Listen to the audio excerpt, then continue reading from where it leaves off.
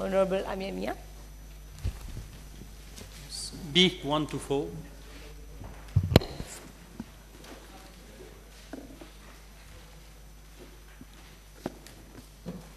Madam Speaker, as I stated in my reply to Parliamentary Question B 899 on 5th of December 2017, the Ministerial Committee on the Declaration of Assets has already completed its assignment and submitted its report.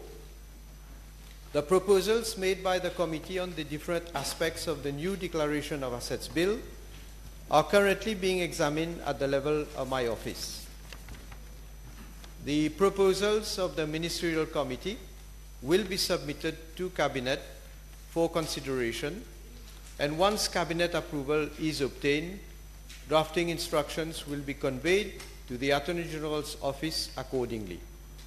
Madam Speaker, let me again reassure the House that the Government will fulfill its commitment and introduce the bill into the National Assembly as soon as it is ready.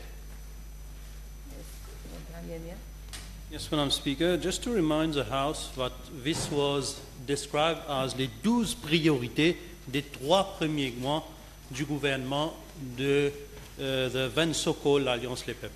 My question to the Honourable Prime Minister, can he give a precise timetable as to when this bill will come to the House? Because as it has been canvassed so many times here since 2015, now we just heard that the report is ready, but can the Honourable Prime Minister give a precise time frame as to when the bill will be circulated?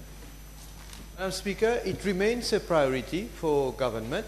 It is being looked at my level, and as soon as we are ready, obviously it will go back to Cabinet, and once Cabinet has agreed, then the process will be decided as to how we are going to proceed, so that ultimately it comes as a bill before this House.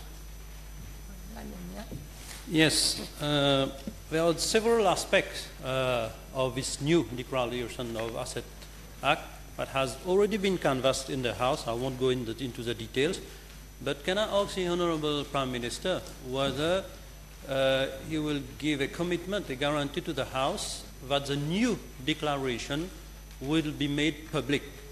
Because it serves no purpose to make a declaration and then keep it in a drawer in ICAC. Well, let me remind the Honourable Member that previously declarations of assets were being sent to the Speaker previously, and that there was an amendment that was brought by the former government then, and that at the time of the amendment I have tried to see whether there were any comments that were made at that very particular moment, and I didn't find any comment. But thereafter, obviously, there have been representations that have been made by different members, and including, obviously, the Honourable Member himself, to see to it that it should be made public. But this aspect also is being looked at by this government, and obviously we will decide ultimately whether it should be there should be a complete disclosure, whether there should be partial disclosure, whether there should be no disclosure at all. We will see. Yes, the Honourable Prime Minister just remind the House that the Act has been amended, if I'm not wrong, repealed in 2011, if I get the year right, and that therefore there was no, was not obligatory to declare it public.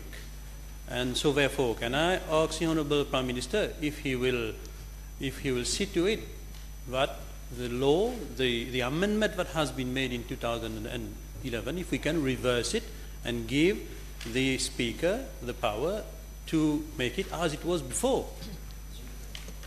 I have just replied that we will look into it, because I will obviously seek the opinion of members of the government. I am right now consulting some people with regard to not only that issue, but there are other issues that need to be addressed. And ultimately, obviously, when it will come before this House, members will have the opportunity to voice out their opinion. No, Honorable Bhagwan. Madam Speaker, can we know from the Honorable Prime Minister whether in the report which has been submitted to him, provision has been made for not only members of Parliament or the Speaker or whatever, whether also consideration has been given for board members of parastatutory bodies, chairpersons, advisors to ministers.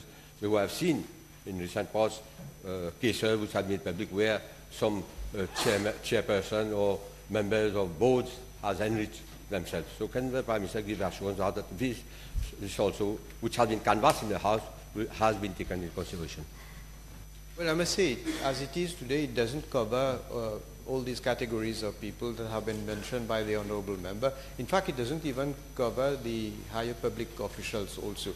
So these will be taken into consideration, and eventually we will take a decision on that. Next question,